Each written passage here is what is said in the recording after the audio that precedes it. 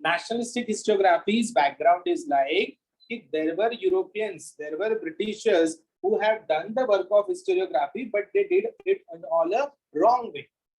गलत किया था. तो हमारे कुछ इंडियंस जो थे पढ़े लिखे, बराबर है कि नहीं, उन्होंने वेस्टर्न एजुकेशन गेन किया और फिर उन्होंने उस गलत इतिहास को सही किया.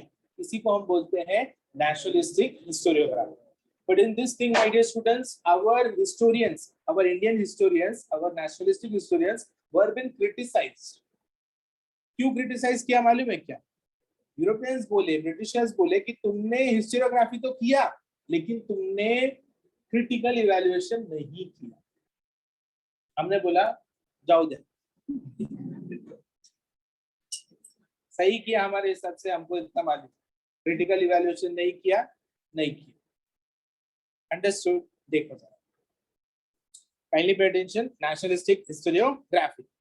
The writings of the Indian historians who were trained in the British education system show an inclination to restore the pride in the ancient glory of India and self-esteem of Indian readers. Inclination increase. Inclination increase.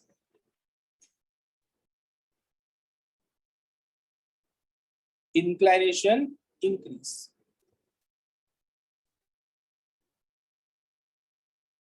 And what we wanted to do, we wanted to restore our pride. हमारा जो गर्व है उसको हमको क्या करना था, वापस लाना था.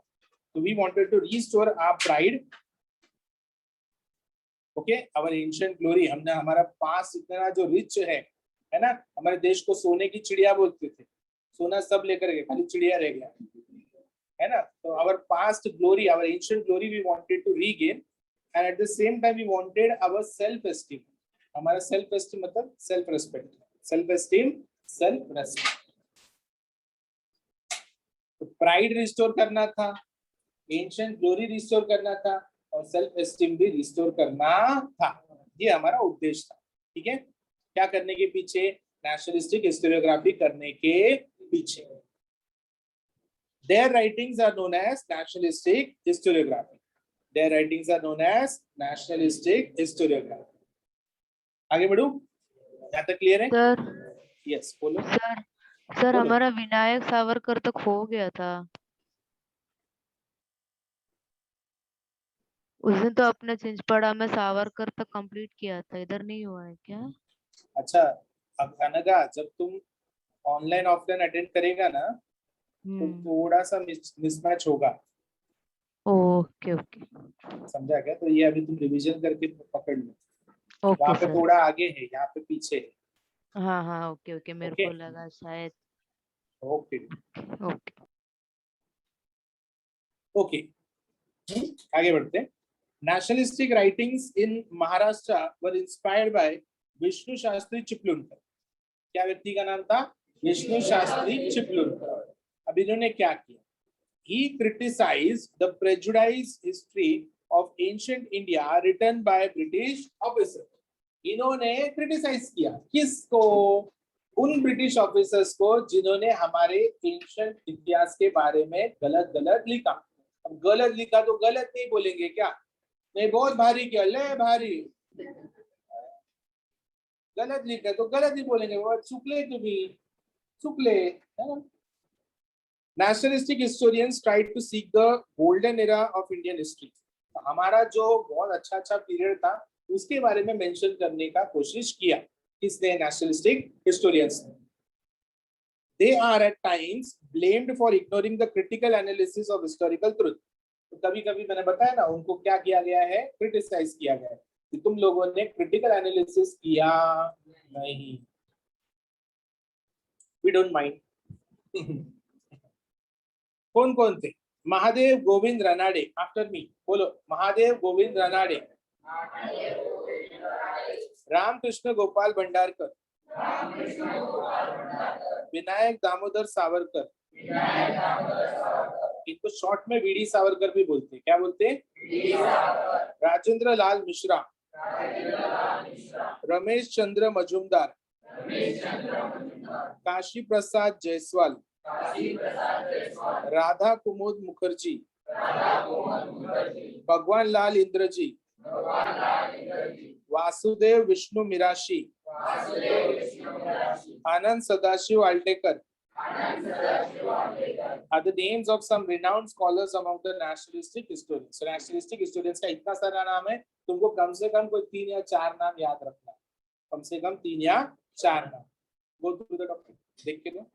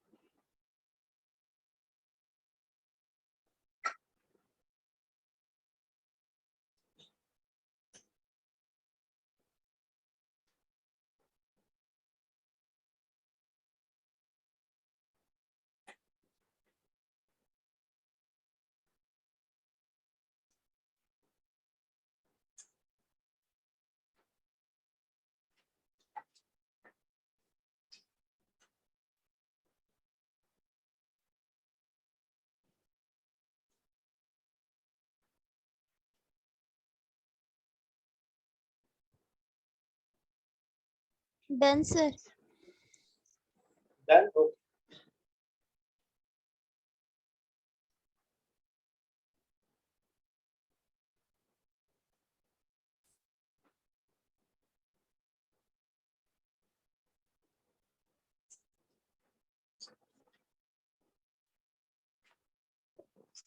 आगे बढ़े. Additional information is given in the next context, my dear students. Do you know Justice Mahadev Govind Ranade? क्या नाम है? Justice Mahadev Govind Ranade. इन्होंने क्या किया? इन्होंने भी एक किताब लिखी. क्या किया? किताब लिखी. किसके बारे में लिखा? मराठाओं के बारे में. सिंपल सी बात है, my dear students. Justice Mahadev Govind Ranade has explained the background of the rise of Maratha Empire in great details in his book The Rise of Maratha Power. So Justice Mahadev Govind Ranade क्या किए? एक किताब लिखे. क्या था किताब का नाम? The Rise of Maratha Power. According to him, it was not like a suddenly erupted forest fire, but the ground for it in Maharashtra on the social, cultural and religious levels was getting ready over a prolonged period. तो मराठा साम्राज्य में या Maratha empire में जो भी what I can say revolt जो आया, it was not a sudden one. ऐसा नहीं कि अचानक से हुआ, नहीं. स्लोली स्टडीली इसके ऊपर क्या हो रहा था? धीरे धीरे धीरे धीरे प्रेशर बिल्ट हो रहा था. किसके ऊपर? महाराष्ट्रियंस के ऊपर. सर क्या बोल रहे हो? कुछ समझ में नहीं आ रहा है. तुमने अगर रानी लक्ष्मीबाई का मूवी देखा है या सीरियल देखा है सबने? नहीं देखा है? तो सुनो क्या हुआ करके. उन्होंने, तुमको पता है ना, उन्होंने विद्रोह किया था ब्रिटिशर्स के अगेंस्ट. क्यों किया? जब उनके फादर, उनके हस्बैंड, सभी लोगों ने ब्रिटिशर्स को अपना हेड करके एक्सेप्ट कर लिया था। तो रानी लक्ष्मीबाई जी ने सिर्फ विरोध क्यों किया? उन्हें नहीं फ्रीडम पता, चाहिए था। वो क्योंकि नहीं उनको ब्रिटिशर्स जो भी कर रहे थे, she felt that it was not right, सही नहीं है। बोलने के लिए ये लोग राजा, और सुनना पूरा किसका पड़ता था? ब्रिटिशर्स का। तो फिर तुम्हारा क्या राजपाट है ना, तुम किस चीज के राजा, तुम किस चीज के रानी, तो ये उनको अच्छा नहीं लगा। इसलिए उन्होंने क्या किया?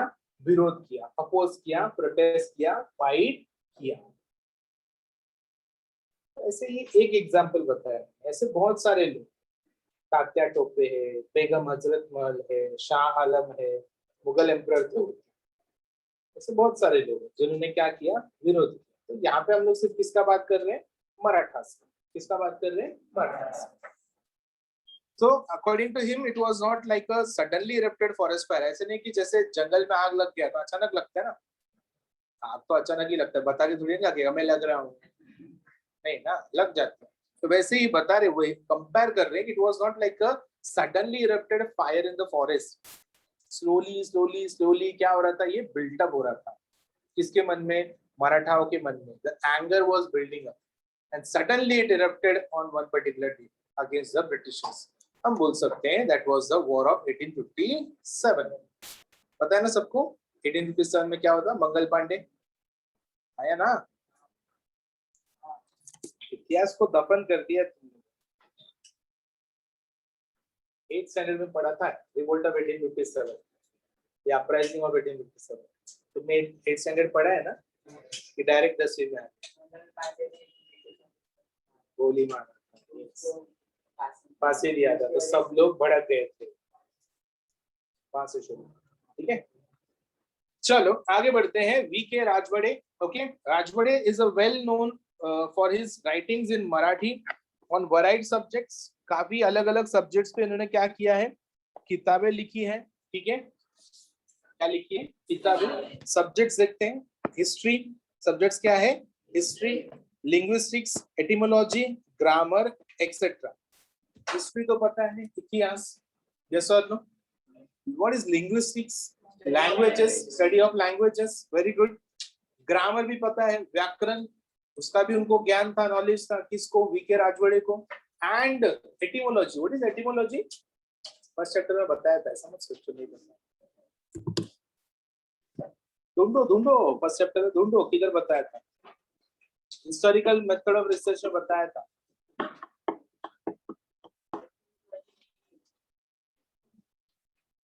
नहीं है? पक्का नहीं है? ठीक है। तो एटिमोलॉजी का मतलब होता है study, okay, about origin of words. Study about origin of words. कोई भी शब्द का जन्म कैसे हुआ, इसका जो स्टडी करना है उसको बोलते हैं एटिमोलॉजी। समझा क्या? जैसे शब्द बने हैं ना, तो शब्द कैसे बने सर? मुझे नहीं पता लेकिन इसका स्टडी है। क्या है? स्टडी। उस स्टडी को क्या बोलते हैं? स्टडी ऑफ पास्ट इवेंट्स को क्या बोलते हैं? हिस्ट्री, है ना। History. Study of public welfare को क्या बोलते हैं? Civics. Study of geological components को क्या बोलते हैं? ज्योग्राफी। तो वैसे study of origin of words को क्या बोलते हैं? एटिमोलॉजी। तो it is a subject, it is a subject. समझा कि नहीं समझा? सबको समझा? What is etymology? Study of origin of words.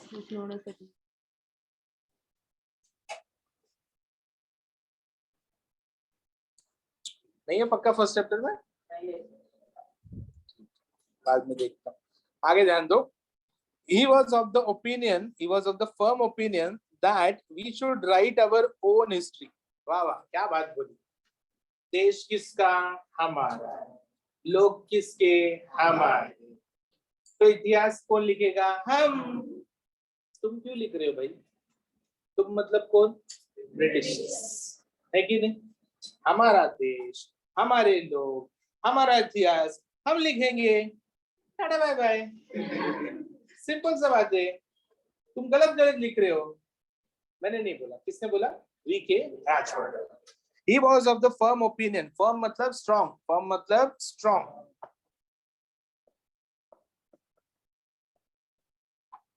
that we should write our own history. He compiled and edited 22 volumes of मराठ्यांच्या इतिहासाची साधने. तो उन्होंने बुक कंपाइल किया, किस टॉपिक पे था कि हाँ मतलब महाराष्ट्रियंस ने पास्ट में क्या क्या अचीवमेंट्स किए. साधने म्हणजे अचीवमेंट्स है ना. So that book was entitled as मराठ्यांच्या इतिहासाचे साधने. कितने वॉल्यूम्स? 22 वॉल्यूम्स. कितने part? 22. He wrote very scholarly prefaces to each of the 22 volumes. Prefaces, introduction.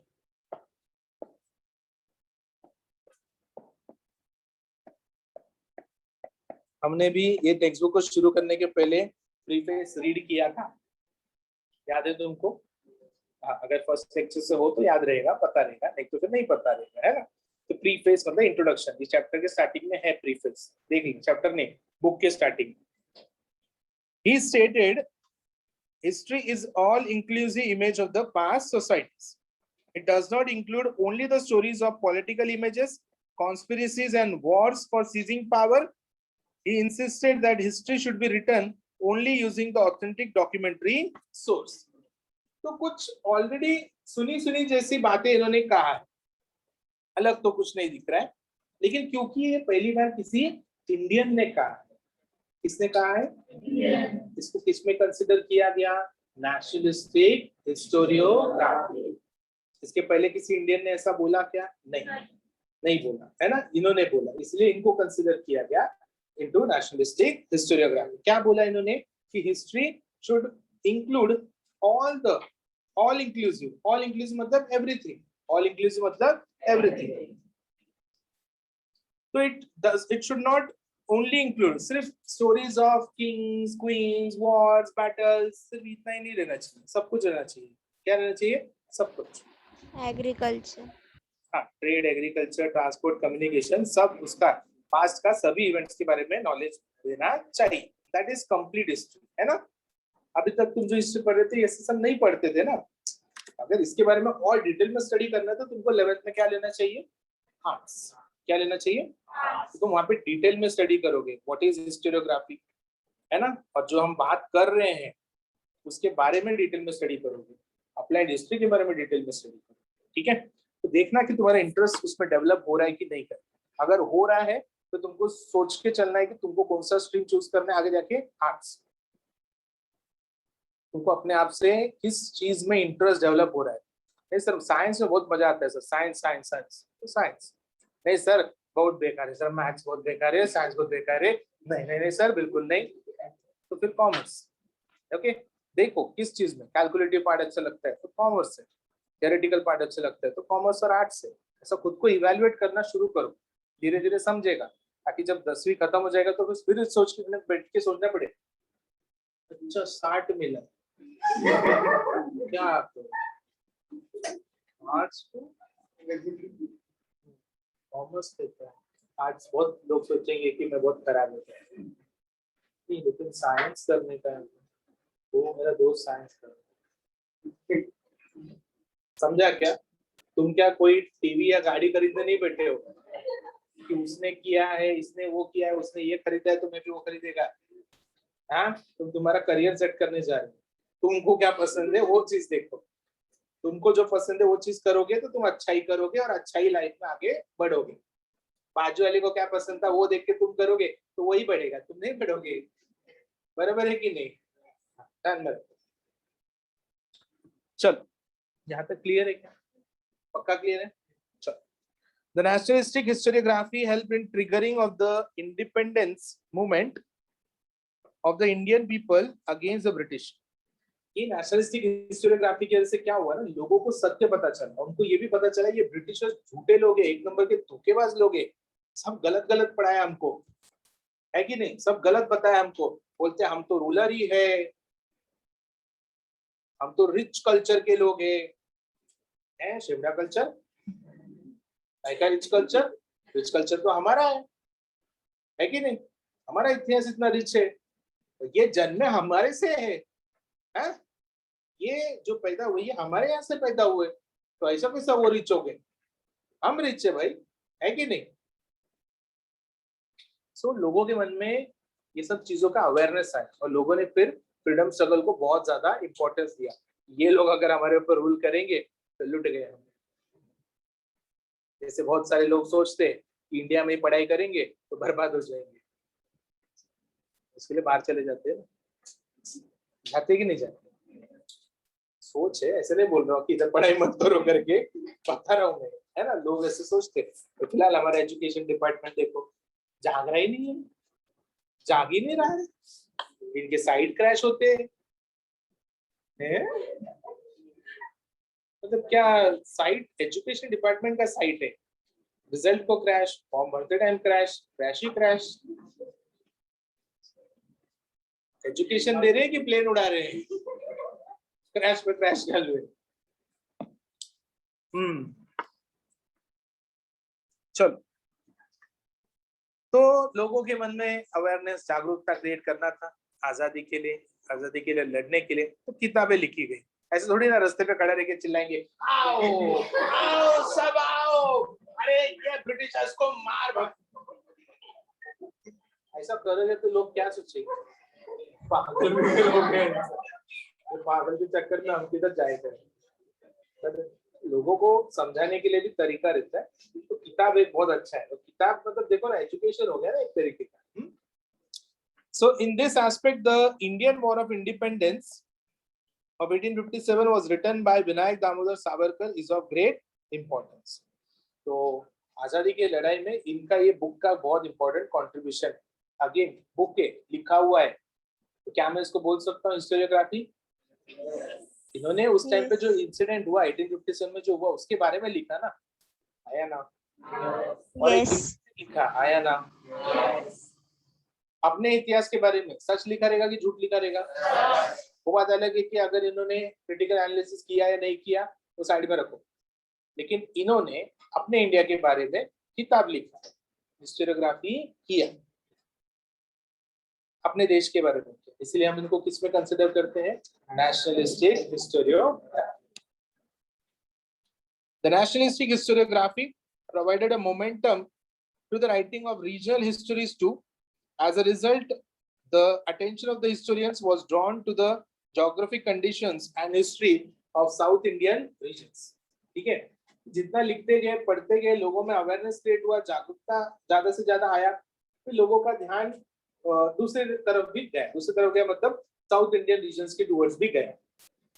अगर मैं बोलूं तुमको 1857 का जो रिवोल्ट था ना, उसका बहुत सारा फेलियर का रीजन है। One of the major reason for the failure of 1857, we were not that disciplined or armed. Britishers disciplined थे, armed थे, उनको बहुत सारे battles का experience था, उनके पास guns थे, cannons थे, rifles थे, और हमारे पास क्या था? डंडा। भाई क्या गरबा खेलने जा रहे हो?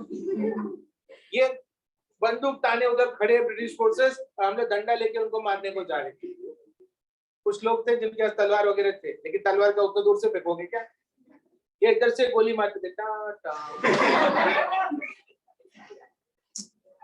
This was one of the major reason, big reason for the failure of the revolt of 1857. वरना तब भी जीत जाते थे, इंडिया तभी ज्यादा जरूरत था।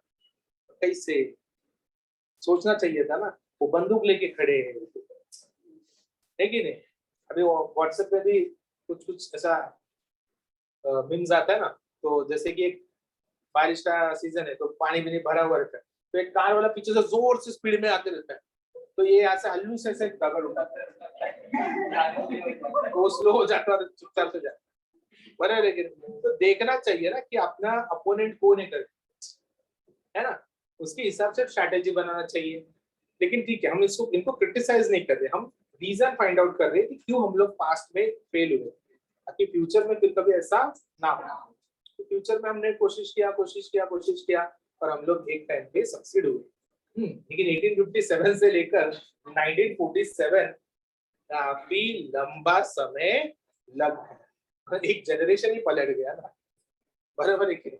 57 से लेकर 47 मतलब 90 साल, 90 इयर्स, शायद ही कोई जिंदा रहता है, शायद ही, है कि नहीं? एक जनरेशन चेंज हो गया, तो जिसने उधर शुरू किया रहेगा उसको तो आजादी देखने भी नहीं मिला रहेगा, इंडिया आजाद हुआ कि नहीं। ओके, पढ़ के, ठीक है। स्टार्टिंग, ट्रिगर करना मतलब स्टार्ट करना, इग्नाइट करना, किसी चीज का शुरुआत करना, बोलने का।